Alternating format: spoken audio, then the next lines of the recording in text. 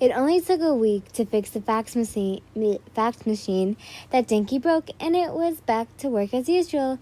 Jiro and I were typing away on our computers when Dinky came by. "Hey guys, have you seen? You need to check this out. Choco brought in a red and white cat," Dinky said excitedly. I looked over to Jiro, and she just shrugged as she got up and followed Dinky. I quickly followed them into the break room to see Ochako, Mina, and Nejire all surrounding a large cardboard box. Inside, indeed, a red and white kitten curled up in the furthest corner from all the humans. The girls oohed and awed at the cat as Ochako reached in to pet the cute kitty, only for the cat to swipe and hiss at her. The girls immediately jumped back from the box, mortified. I leaned closer to get a good look at this cat. He was skinny, malnourished, and had some scars. It looked like a stray, and his behavior only helped it to confirm that. "Ochako, did you pick him up off the streets?" Jiro asked as she hid behind me. "He looked so sad and hurt, I couldn't leave him there in the dumpster," Ochako sighed. "Well, this guy is mostly feral," I said as I turned to look at the group. But Ochako said she couldn't come up with a good argument. "I'll give him a month. If he still doesn't feel comfortable with humans, the best we can do for him is to eradicate him, get him nurtured, and release him back into the wild. And if he's a hybrid, then that's a whole another can of worms," I explained. "Wasn't your other cat, Shinso, wasn't he also a feral cat?" Mina asked. "No, Shinso sadly came from a neglected home," I explained. "So I ended up taking this cat home. I named this little handsome cat Shoto and gave him the spare room in the apartment." Shinso and Izuku were curious about this new guest, but Izuku just stayed away from the scary cat. Shinso didn't seem fazed at all, but didn't like me going into the room by myself. Shoto was very cold and quiet as a cat. Shoto as a very cold and quiet cat. He always stayed in his corner. He would only come out to eat, not before taking a swipe at me. A week later, he's willing to sit out in the open but keep his distance. I tried to introduce him to the other pets. Izuku was too scared of him. Shinso would just stand guard and glare at Shoto. Shoto glared back at his fur stood on end. One day, Shoto took a lunge at me when Shinso rushed in front and transformed into his human form and tackled the cat.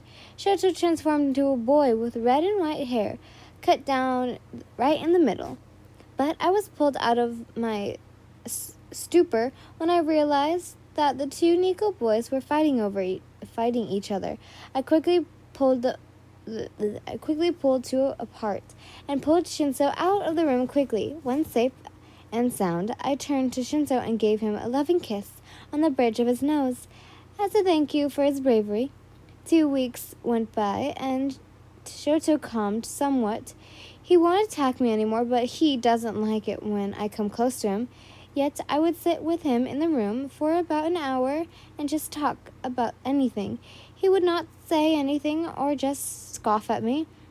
A few days passed. Snow started to fall, and winter drew near. I didn't want to release him out in the snow, but he clearly didn't like being with humans, so I might not have a choice. One day, I noticed that Shoto was shivering and shaking from the cold. I wasn't going to risk my hands to try and put a coat on him. It was so cold as I just laid on the side of the hardwood floor. I miss my barrel. I think that's what. I suddenly left something placed on me. It was a soft and fluffy. Something warm was pushed up on my back. Looking up slowly, it was that human again. Oh, this is Shoto, by the way. I'm sorry. She softly stroked my fur softly, and it was heavenly. So just this once, I'll let her get away with this. I don't trust her though. She wants something to use me for something. Tomorrow I'll put you back, Shoto, she said softly. About time, I mumbled. I don't know your story, but I hope you find your way out there, she hummed. She continued to talk as I slowly fell into a peaceful sleep. But when I woke up next morning, she was gone, and so was that warmth. She would come back and it was the same song and dance, but I couldn't figure out what that human wants, though I won't be like those two hybrids who are wrapped around her little finger. Soon Friday came, and after she took me to that awful place, the vet, she soon took me back to my part of the city. But before she let me go, Yin wrapped a long piece of cloth around my neck.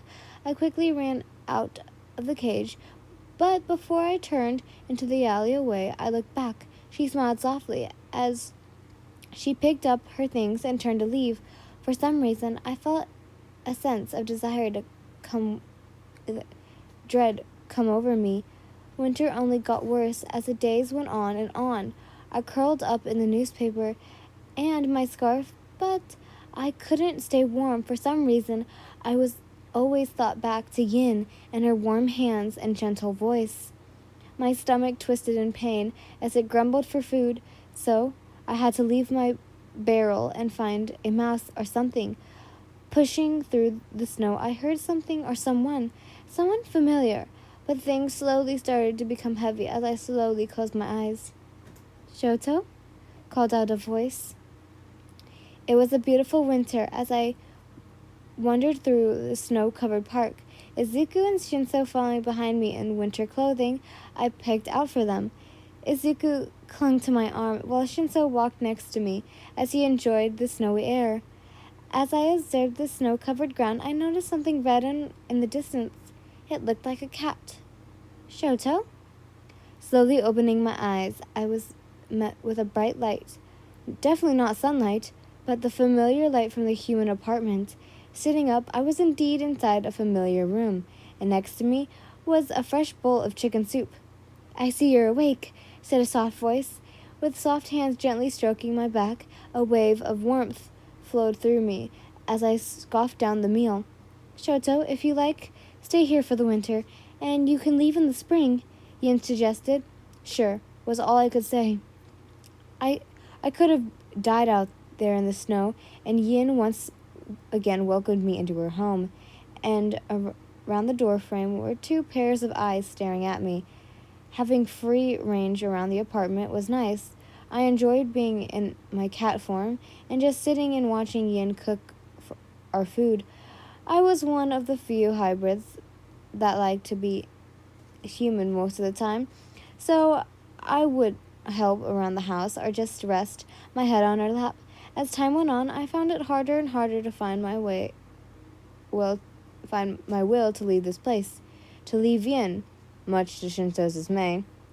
Never once in my life did I ever think I would be happy living the rest of my life as a hybrid pet. I don't know why. I thought this was cute. Ooh, Kirishima Love's coming next. So I hope you guys enjoyed this. Sorry, but tomorrow will be a little Kirishima. So have fun. You can have some love, Kirishima simps. And I hope you guys enjoyed. Bye, lovelies.